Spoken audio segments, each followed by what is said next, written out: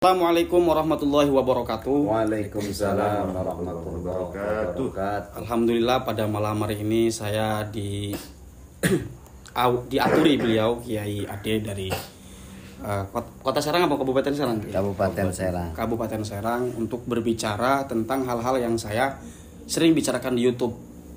Jadi ini ada orang yang memang ingin berdiskusi dengan saya secara langsung.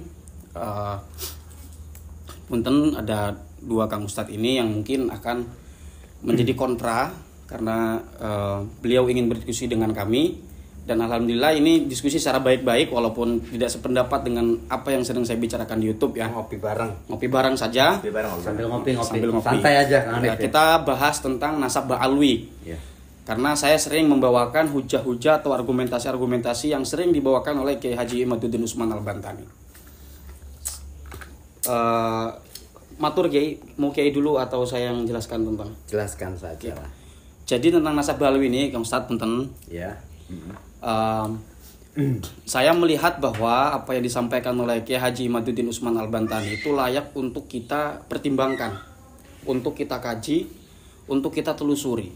Misalnya begini, Kiai Imad mengatakan dalam kitab-kitabnya itu, dalam penelitian beliau, dalam kajian beliau, bahwa nasab ba'alwi itu tidak terkonfirmasi dalam kitab-kitab yang sezaman.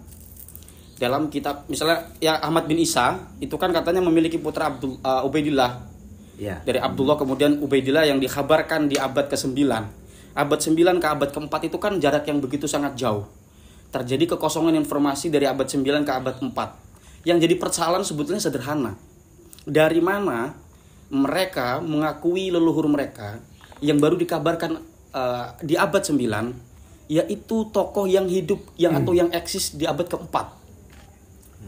Gitu. Itu kemudian yang menjadi dasar Kiai Imad mengatakan bahwa ba'alwi itu batal. Secara kajian pustaka, secara DNA, secara kajian sejarah juga begitu. Nah, itu mungkin untuk awalan saja. Barangkali ada Kang Ustadz yang tidak sepakat dengan apa yang saya sampaikan, silakan dimatur untuk memberikan pertanyaan, kita diskusi secara santai.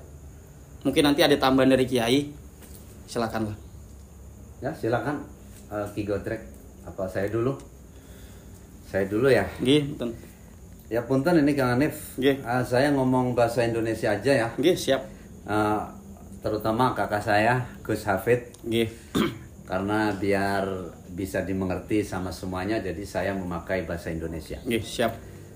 Tadi saya sudah mendengarkan pemaparan yang disampaikan oleh Kang Hanif mengenai persoalan Ki Imad dan nasab ba'alwi.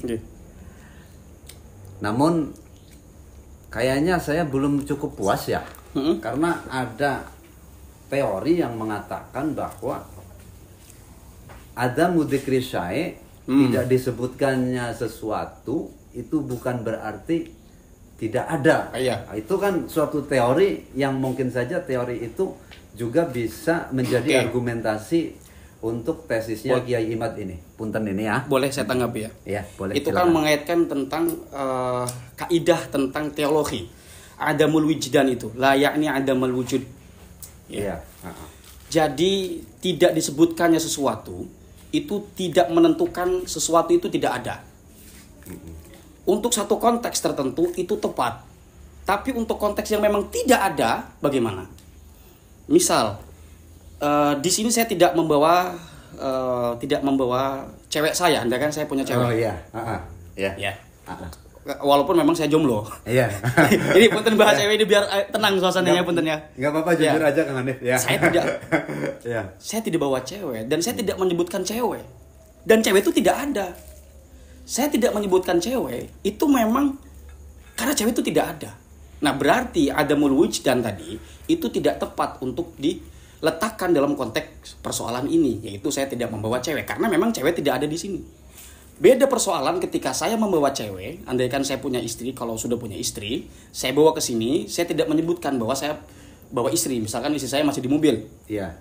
Saya tidak menyebutkan istri saya. Saya tidak menyebutkan istri saya tidak menentukan bahwa saya tidak bawa istri.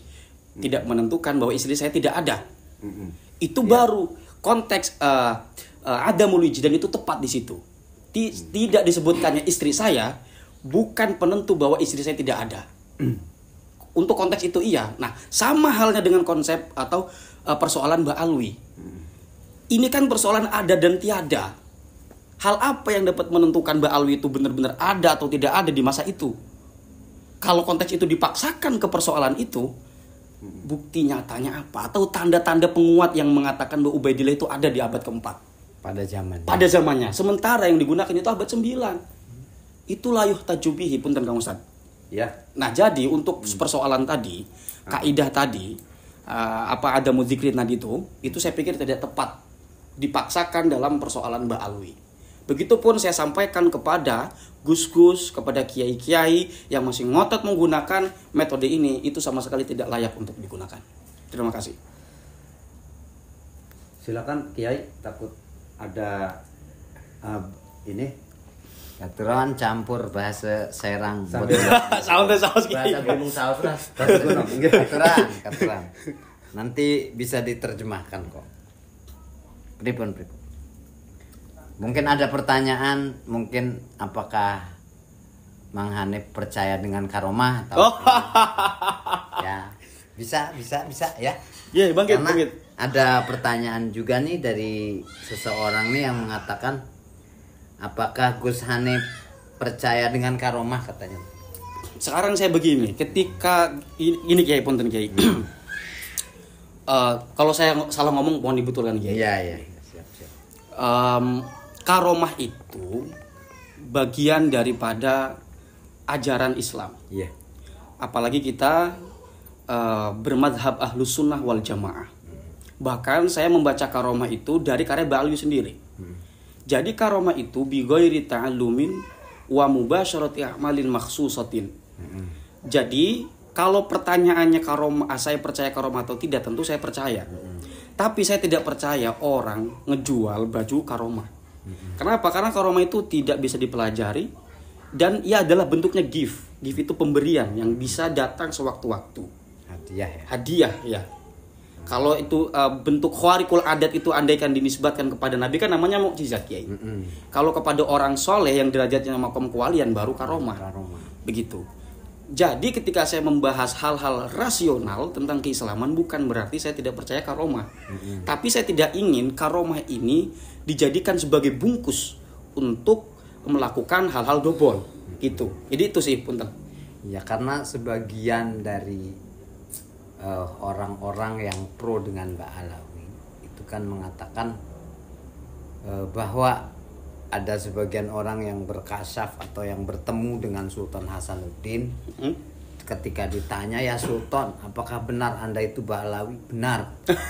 Ya apakah kita harus percaya kepada orang tersebut yang ngakunya ketemu sama Sultan Hasanuddin atau gimana itu kira-kira? Kalau saya sih kalau mendengar ada orang berbicara bahwa saya ketemu Sultan Maulana Hasanuddin, saya boleh percaya boleh tidak. Boleh percaya boleh tidak untuk orang. Tapi kalau saya sendiri saya skeptis. Skeptis itu lebih cenderung kepada tidak percaya, ragu lah gitu.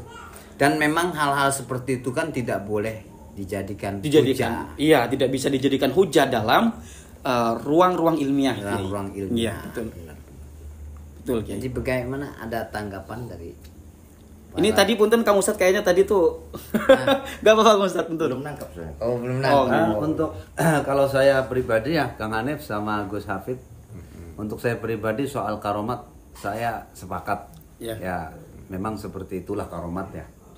Dan kembali ke persoalan awal, karena kita berdua memang awalnya ingin mengklarifikasi dari permasalahan ini, mungkin masih ada pertanyaan-pertanyaan dari kami yang ingin kami tanyakan kepada terutama Kang Hafid dan sebagai Sahibul Bait yaitu Gus Hafid.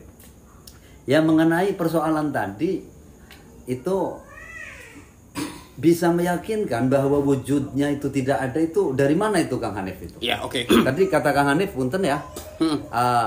Meyakinkan bahwa wujud itu tidak ada. Lalu bagaimana dikaitkan dengan teori tersebut? Kemudian muncul kesimpulan batal gitu kan. Nah, itu bagaimana cara bisa meyakinkan wujudnya itu tidak ada? Jadi ketika kita melakukan analisis tidak ada penyebutan mengenai tokoh Ubaidillah di abad 4 sampai abad 8 misalnya, kemudian muncul kesimpulan batal itu dari mana gitu kan? Kok bisa ada kesimpulan tokoh itu tidak ada sama sekali gitu kan ya? Betul. Ya. Tentu dalam sebuah metodologi itu ada alat ukur dan ada objek yang diukur. Nah, Kiai Imad itu yang saya perhatikan dalam penelitian beliau itu memang menggunakan teori heuristik dalam bidang sejarah, Punten Kang Ustaz. Heuristik itu jadi menghimpun seluruh kitab-kitab yang berkaitan dengan nasab Nabi Muhammad SAW, dibaca satu persatu, dan setelah itu baru disimpulkan. Sebelum melakukan kesimpulan, terlebih dahulu dilakukan kritik sumber. Misalnya dalam kitab Tahdhibul Ansab tidak ada nama Ubaidillah. Terus sampai kitab Habib Ali As-Sakron misalnya, atau kitab Al-Khatib yang di abad ke-9 itu kok baru disebutkan. Di samping itu ada kejanggalan-kejanggalan yang lain, problematik yang lain atau faktor X di abad di abad 550 tahun itulah. Nah, sehingga algoritma itu menunjukkan bahwa mereka itu bukan keturunan Rasul. Sehingga ini menjadi data penguat atau menjadi indikator bahwa mereka bukan keturunan Rasul. Itu satu hipotesa.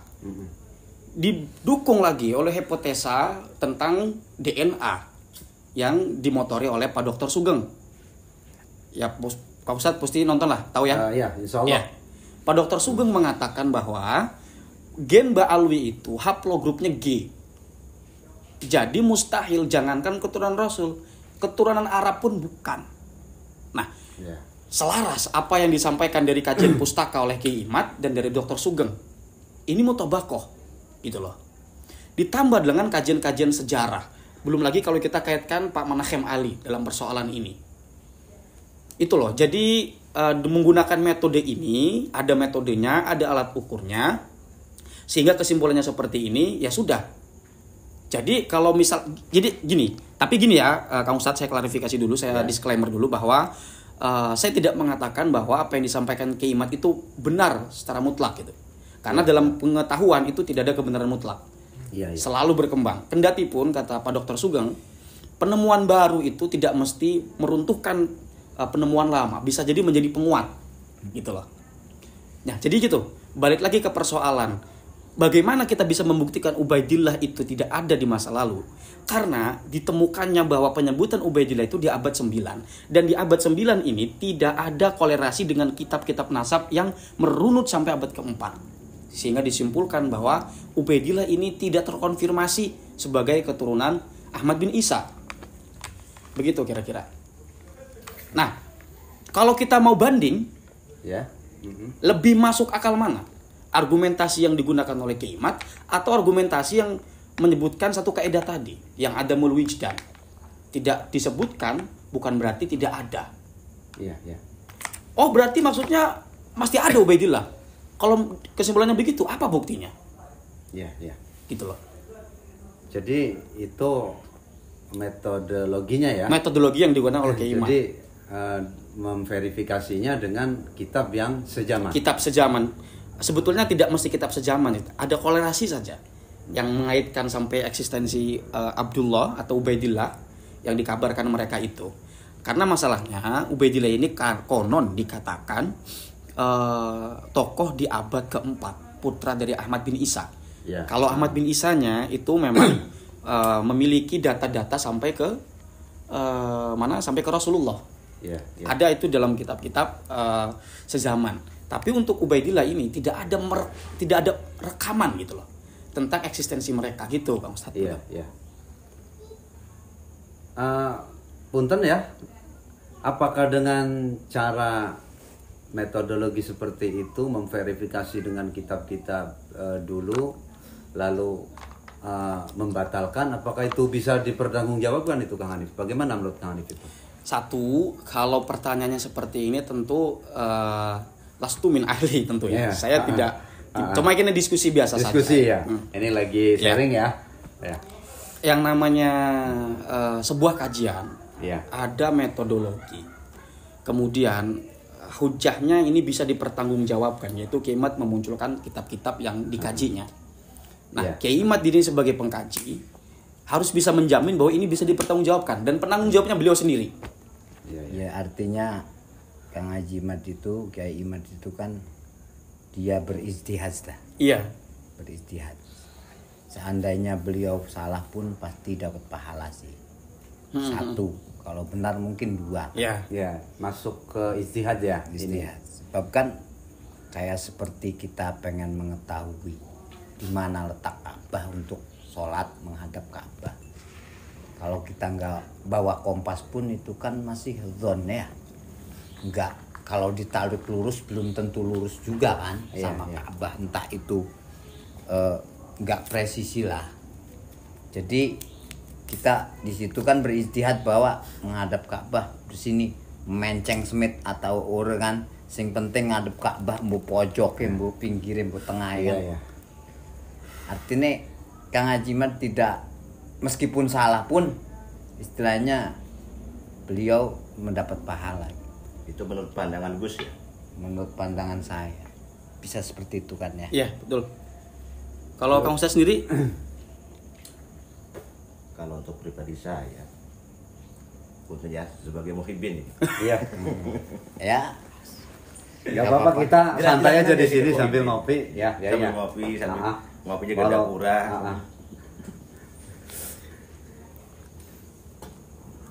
Gimana? Sebagian muhibbin pribadi saya juga ya, sebenarnya kurang meyakinkan juga di atas tesisnya apa namanya Imad gitu ya. Kenapa ditarik dari mana tesisnya? Karena tesis Imad itu tesis sekarang. Tesis apa? Tesis zaman sekarang. Punten bisa dikeraskan? Tesis zaman sekarang. Tesis zaman sekarang. Apa bedanya Kang Ustaz? Kan perbedaannya kan di zaman kehidupannya.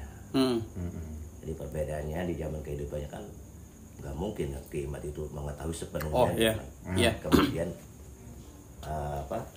Pahlawi kan gitu. Kayaknya tidak mungkin sekali, benar-benar nggak mungkin lah kayaknya untuk mengetahui sedetail mungkin dari usulnya kan gitu. Bahwa Ubaidillah itu ada. Tidak ada. Antara ada dan tidak ada. Antara ada dan tidak ada. Iya, ini kan persoalannya akhirnya ada dan tiada ya. Iya. Jadi artinya mungkin bisa saya perjelas ya. Maksud beliau kan jarak Kiai Imad sama Ubaidillah itu sangatlah jauh. Jadi mungkin dikatakan hampir mustahil mungkin ya. Kiai Imad itu bisa mengetahui seluk-seluk zamannya itu. Apa yang membuat kuat pribadinya kan gitu. Yang membuat Kiai Imad yakin sebagian tesis bahwa Bahlawi tidak terverifikasi sebagai turunan Nabi. Iya. Untuk hanya itu sih yang jadi pertanyaan pribadi. Barangkali bisa disimpulkan. Untuk masalah tadi terkait dengan ijtihad itu ya. Lagi rekam. Nggih. Katuran tenang. Terkait dengan ijtihad tadi Pak Kiai sampaikan itu masuk kategori dalam perspektif fikih berarti don itu ya. Kira-kira sepakat nggak itu? Kalau hasil dari ijtihad Imad itu don ya. Jangankan fikih, sains pun itu don ya. Semua hasil manusia itu don. Cuman kan ada qawiyun, ada yang enggak gitu. Enggak, karena tadi Pak Kiai menyampaikan Gus, kalau bahasanya qawiyun itu kan termasuk qalbiyah ya. Sama juga kita kembali ke rujuk hal karomah tadi. Bisa meyakinkan kepribadian masing-masing dan bisa meluas juga. Dalam qalbiyah. Ya kalau yang karomah kayak tadi atau mukasafah hasil kasab itu kan nggak bisa dijadikan hujah. Iya, pada dasarnya nggak bisa dijadikan hujah. Tapi untuk adzan kan lebih kuat juga. Maksudnya belum paham nih saya. Gimana kita lanjut? Maksudnya kayaknya mungkin seperti ini. Kalau yakin kan 100%. Kalau don itu 75%. Kalau syak kan 50%. Maksudnya apa? Itunya. Berkeyakinan. Perincian itunya. Ya berkeyakinannya bahwa hal karomah itu kan hal yang gaib kan gitu ya. Hal yang di luar kasaf lah. Gitu. Ya di luar itu ya pokoknya di luar lah. Atau sama juga hanya seperti Imad juga kan. Di zaman itunya kan nggak tahu di zaman Ba'alawi usulnya. Ya sekarang kan juga sama. Saya mau nanya sama Mang Kadiri ya. Iya. Tahu nggak Sayyidina Umar itu anaknya siapa? Nggak tahu. Anaknya Khotob kan? Umar anaknya Khotob. Usman anaknya siapa? Affan. Bisa yakin nggak kalau Umar anaknya Khotob? Ya, kalau yakin. Usman? Yakin. Dari mana Anda yakin Usman anaknya Khotob? Dari data-data hadis. Pada zaman apa? Ya pada zaman saat itu. Iya ya, udah berarti begitu. Iya. Paham nggak? Paham nggak?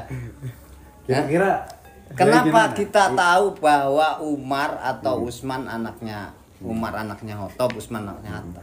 Karena orang-orang zaman itu menyebutkan bahwa Umar itu anaknya Khotob, nggak ada yang mengingkari, banyak yang merekam. Iya. Paham nggak sih? Paham? Masuk akal ya? Paham ya? Masuk.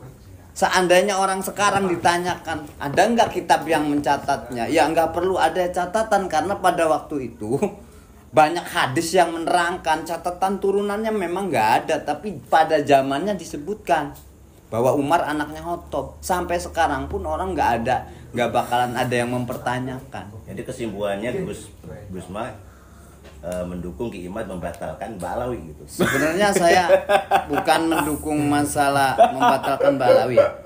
Karena saya sendiri sebenarnya banyak teman Habib yang baik-baik ya. Banyak teman Habib yang baik-baik, yang akhlaknya bagus, yang nggak pernah ngomongin masalah nasab ya.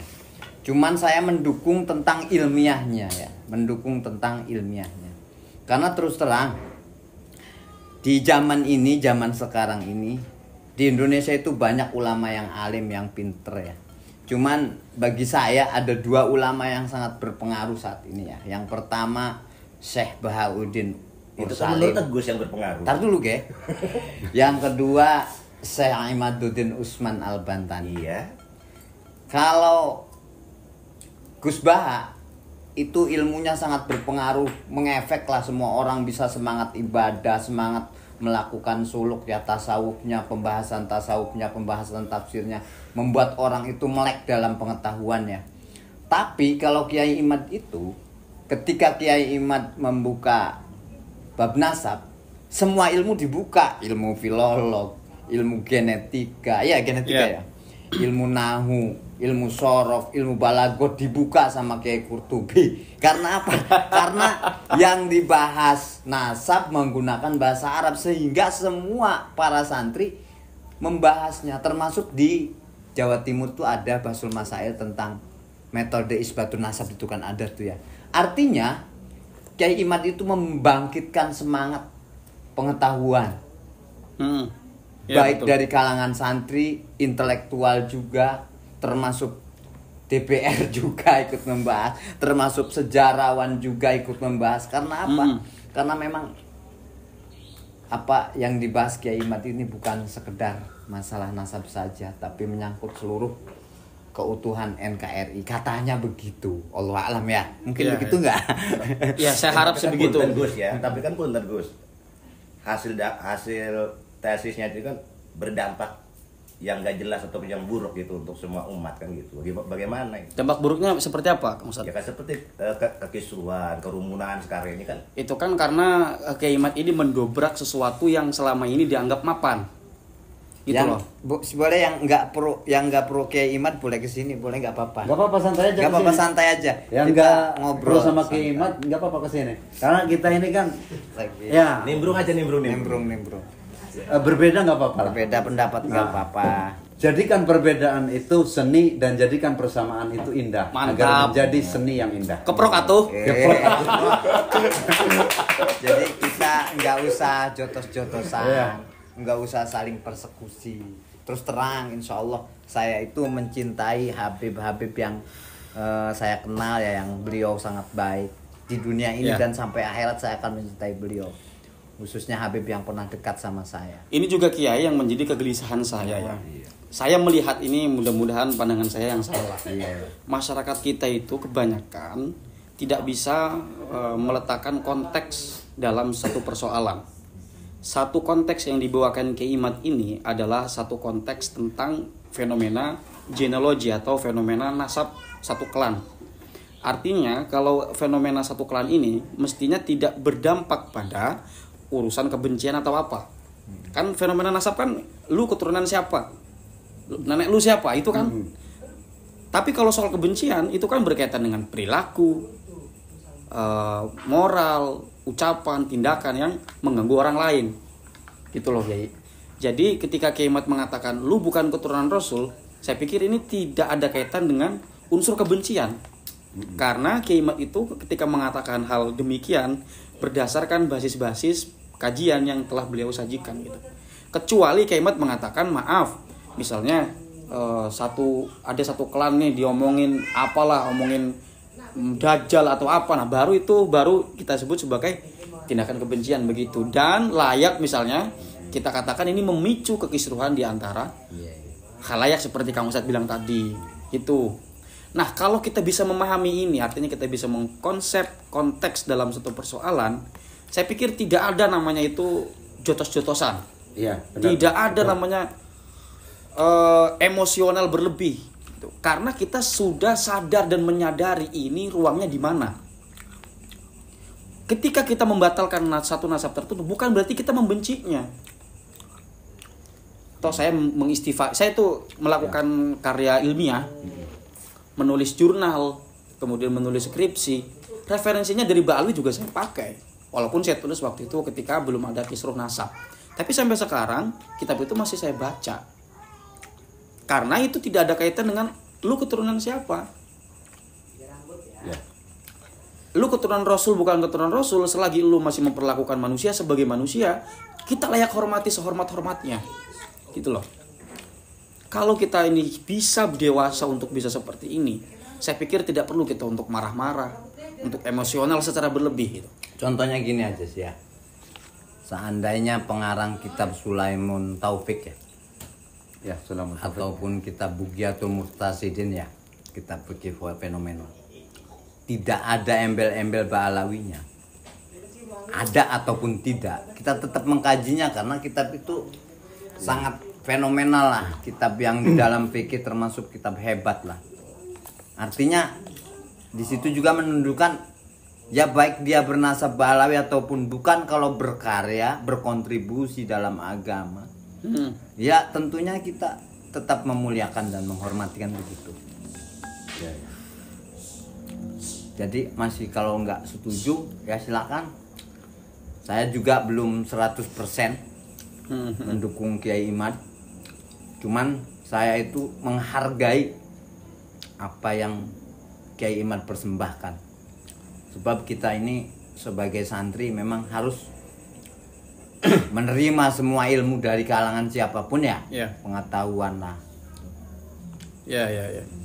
Ya memang ya kita akui ya, pengaruh kehadiran Kiai Imad membawa tesis ini sangat pengaruhnya besar sekali, Kang Hanif ya, Pak Kiai ya, itu besar sekali sampai yang dikatakan oleh. Pengaruhnya yang besar pengaruh apa nih, Bos? Ya maksudnya pengaruh dalam sisi dari sisi membuka ruang pengetahuan dari semua pihak dan kalangan, dari itu semua fan ilmu ya, bahkan. memang saya juga itu istilahnya begini ya. Tadinya jarang lah ngutrek-ngutrek itu. Sama. Nanti akhirnya ngutrek itu apa? Mas Ari di sini kan lagi pro kontra nih. Maksudnya pengaruhnya di mana ini gitu. Ya artinya memang pengaruh para santri dan para bukan santri juga ikut serta gitu, ikut serta dalam mengungkap ini ya, itu pengaruhnya di situ. Bahkan saya itu belum pernah tahu kitab nasab semenjak adanya polemik ini ya, yang bergulir ini.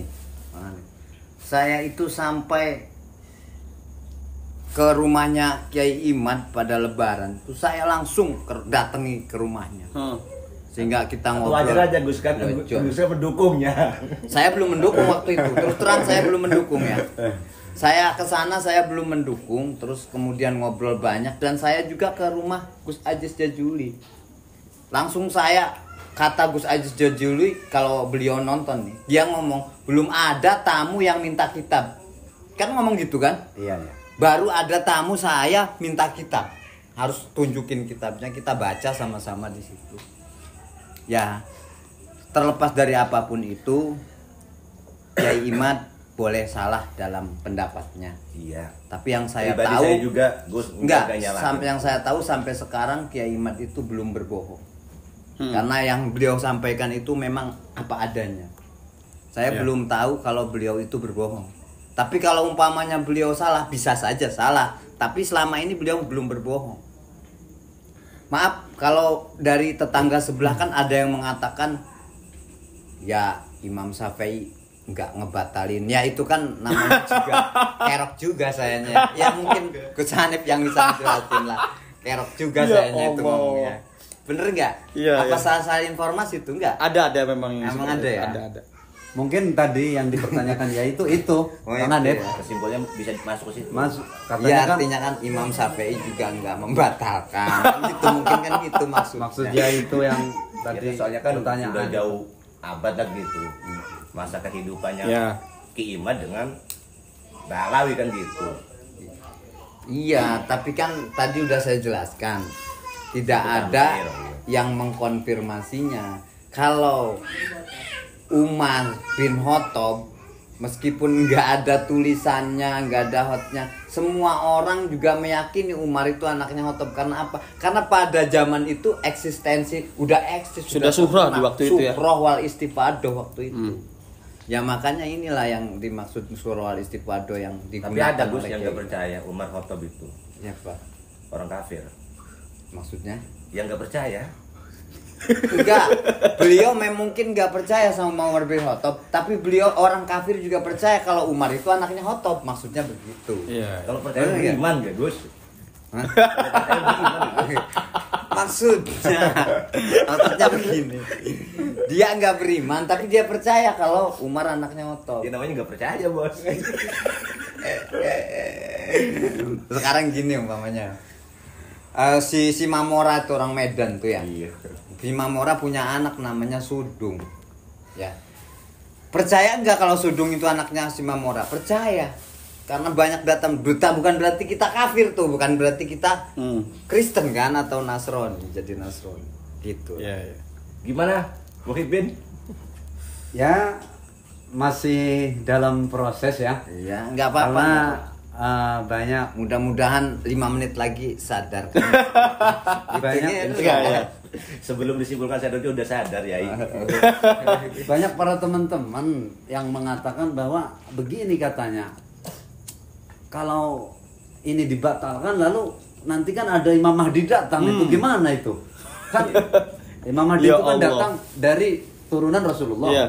Itu gimana itu? Termasuk dari nasabnya Rasul juga kan. Iya. Jadi ini kan satu persoalan yang memang terjadi gap. Sedangkan hadisnya itu kan sahih. Iya, betul. Itu terjadi gap ya, terjadi gap pengetahuan yang sangat panjang sekali. Padahal yang dilakukan oleh Kiai Imad ini kan bukan secara keseluruhan membatalkan nasab Rasulullah SAW. Hanya satu klan dari begitu banyak klan yang katanya keturunan Rasul. Lalu Kiai Imad menemukan satu fakta dari satu klan ini. Ibaratkan ada musyajjar di sini, ada banyak ranting-ranting. Satu ranting ini Kiai Imad temukan bukan keturunan Rasul. Kiai Imad kotek. Boleh jadi Imam Mahdi itu dari banyak ranting-ranting itu. Yang lain ya. Yang lain itu. Bukan dari Ba'alawi. Bukan dari Ba'alawi. Ya. Jadi ini satu pengetahuan yang memang sangat disayangkan kalau ada masyarakat yang masih memahami bahwa ketika Kiai Imad membatalkan Ba'alawi berarti secara otomatis Kiai Imad membatalkan seluruh keturunan Nabi dan tidak mempercayai Imam Mahdi, lalu keluar dari pemahaman Ahlus Sunnah wal Jamaah. Wah ini kan akhirnya kan ada penggiringan Kiai Imad Wahabi atau itu kan yang enggak opini framing yang tidak perlu, saya pikir yang begitu itu. Ya kalau itu ya saya sepakat karena memang apa namanya keturunan Nabi itu kan banyak ya, dari banyak jalur itu banyak sekali ya, dan boleh jadi untuk karo gorengan dari satu garis ini satu garis itu kita tidak tahu ya. Allah alam bisawab itu. Kalau menurut Yai gimana ini Yai? Anda sama Kiai aja. Bocah pondok gorengan karo karena ya saya lihat Kiai ini masih masih menyimpan pertanyaan yang besar itu ya. Ya saya juga terus terang ya, saya juga Ya sebenarnya poinnya kalau pribadi saya kan belum meyakinkan itu aja pada basisnya itu aja. Oh iya. Walaupun saya jelaskan tadi belum ya nggak apa-apa. Namanya tapi yang penting kita mengkaji lah. Mengkaji terus komunikasi dengan baik ya. Mengkaji untuk karena juga ilmiah kan. Betul. Ya, saya juga mau sampaikan bahwa saya sendiri pernah merasakan karomah sebagian dari Ba'alawi ya. Nah, karomahnya saya udah merasakan. Tapi itu kan meskipun baik dia turunan nabi atau bukan, kalau memang punya karomah ya punya aja. Betul. Ya, bukan berarti kan gak ada syarat juga wali harus keturunan Rasul. Wali harus keturunan Rasul, nggak ada ya. Betul. Tapi saya sendiri pernah merasakan karomah sebagian Ba'alawi gitu ya. Karena saya pernah punya hajat gitu. Terus dekat sama beliau dan bertawasul dengan beliau, salah satu habaib, ya tercapai juga hajatnya. Luar biasa. Masya Allah. Itu artinya ya baik dari siapapun karomat itu bisa kan gitu. Najan dari Tirta Kusuma bisa kan sama. Istilahnya dari bukan kiai juga bisa kalau dia itu bahkan kan Allah. Di kitab Usfuri kalau nggak salah ada kan orang yang ngaku-ngaku gojin ya hari perang. Pernah lihat nggak? Di kitab Usfuri apa kitab Ukudulujen itu ya. Kemudian orang itu menginap di rumah orang yang lumpuh, minta minum, kemudian kakinya sembuh gara-gara dikasih minum dari gojin. Itu mungkin karena sugesti itu. Paham nggak? Iya. Di kitab apa tuh? Saya lupa tuh. Entah di Usfuri apa di Ukudulujen itu ya. Lupa saya lah. Maaf ya.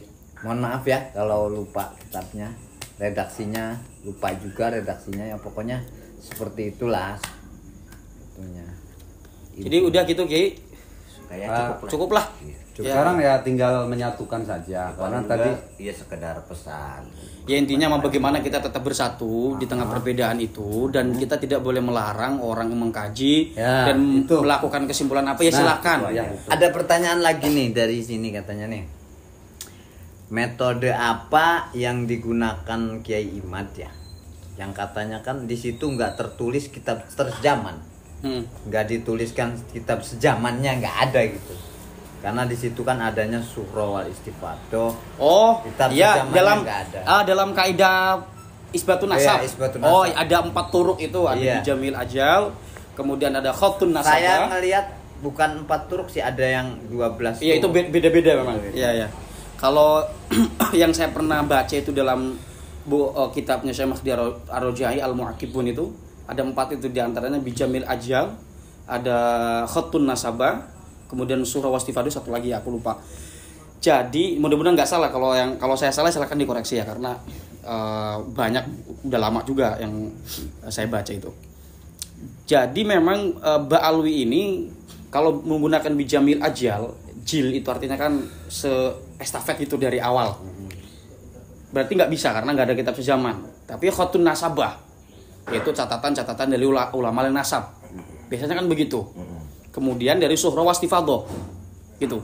Yang menjadi persoalan adalah di situ tidak ada tentang keterangan kitab sejaman. Tapi keterangan-keterangan yang mendukung untuk adanya kitab sejaman itu banyak. Nanti mungkin saya bawakan kitabnya Kiai. Boleh. Bagaimana kalau begini, sumpamanya kan gini. Mereka dari zaman Imam Ubaidillah. Ya. Itu yang mencatat keluarganya saja tuh sampai sekarang. Pertanyaannya nggak kalau dipublikasikan contoh. Itu ini kan berarti keluar dari metodologi yang digunakan oleh Kiai Imad. Yang menjadi pertanyaan, ada tidak catatan itu. Sementara keluarga Ba'alawi itu banyak di Indonesia, banyak di luar pun banyak. Iya. Yang menjadi pertanyaan, kok tidak ada satupun keluarga yang masih memegang catatan-catatan itu. Kalau ada, seharusnya sudah ada bantahan dong. Itu kan bisa jadi manuskrip itu Kiai. Iya.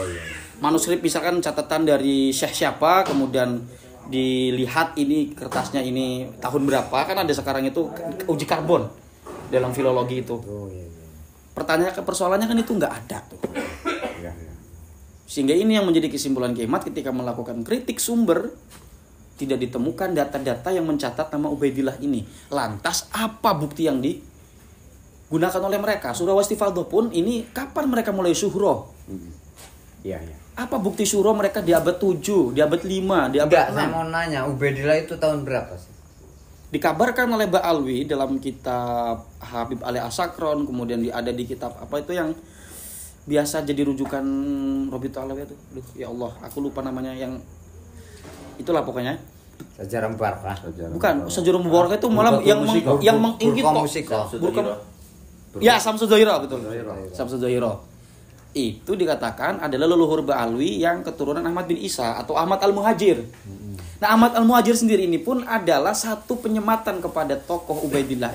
Ahmad bin Isa ini tidak terkonfirmasi dalam kitab-kitab itu. Misalnya, di dalam kitab Tahdhibul Ansab, kitab setelahnya itu tidak ada yang mengatakan bahwa Ahmad bin Isa itu adalah Al-Muhajir. Dan Ba'alwi mengatakan nama Ahmad Al-Muhajir ini bahwa Ahmad bin Isa itu hijrah dari Basra ke Hadramaut. Iya. Nah, dari mana sih mereka menemukan informasi ini tentang kehijrahan Ahmad bin Isa sehingga beliau itu mendapatkan gelar Al-Muhajir? Ya. Sementara di abad-abad itu Ahmad bin Isa itu disebut An-Nafat, Al-Abah ya. Al-Abah, tukang bisnis minyak. Jadi beliau pertanyaannya minyak apa itu pada waktu itu? Nggak tahu, minyak misik. Ya soalnya kan kalau umpamanya An-Nafat itu artinya minyak, semacam minyak tanah katanya ya. Minyak. Apakah pada zaman itu sudah ada alat untuk mendeteksi atau mengolah minyak tanah sendiri? Ya, untuk itu aku nggak tahu tuh. Cuma kan ketika ada gelar An-Nafat itu berarti kan tukang minyak gitu. Entah minyak apa yang dijual atau apa, mungkin minyak tanah atau apa, aku nggak tahu. Tapi data yang ada di dalam kitab abad itu menyebutkan Ahmad bin Isa itu An-Nafat. Tapi kita lihat abad-abad 9 itu beliau digelari Al-Muhajir, ini dari mana? Maka kata Kiai Ahmad mungkin Ahmad bin Isa ini tidak hijrah aslan sama sekali ya. Minha ilaiha, dari Basra ke Hadramaut. Begitu. Jadi dua problem di sini kita temukan. Tentang kehijrahan Ahmad bin Isa pun tidak terkonfirmasi, dan tokoh Ubaidillah itu sendiri tidak terkonfirmasi. Hadramaut itu artinya kalau orang hadir di situ maka mati. Hadir mati kan. Karena tapi kalau begini sih, ya saya teori sendiri aja ya, Kang Hanif ya. Misalkan hijrah tapi sembunyi-sembunyi karena ada istri muda misalkan. Itu kira-kira bisa dipakai nggak itu? Ya, kalau berspekulasi siapapun bisa berspekulasi. Cuma kan ketika dalam masuk ruang ilmiah nggak bisa dijadikan hujah gitu. Nggak bisa spekulasi. Kalau supaya spekulasi nggak bisa. Pokoknya mah begitu aja. Oke, punten gitu Kang, punten ya. Untuk sementara mungkin kita bisa berdiskusi lagi. Mungkin Kang Ustadz ini punya teman-teman yang mungkin barangkali bertolak belakang dengan apa yang saya bicarakan di YouTube. Jelas. yang penting kita bisa jangan jotos-jotosan. Jangan jotos-jotosan. Saya punya keyakinan, saya iman. Tapi saya pengen tanya dulu ya. Untuk tadi kan kita sepakat itu masalah itu dalam perspektif fikih itu zon ya. Apakah Yai setuju? Kita ini kan saya udah don nih. Dan Abah juga, Abah Gus Hafid. Jangan don. Abah. Gus Hafid juga. Arbulat dan maning uru ya.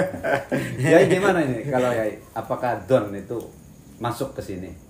Itifak ya. Berarti ya. Alhamdulillah. Adapun kebenarannya itu kan ya tapi secara ilmiah kok bisa sih? Itifak ini mah. Itifak tapi nggak ijma.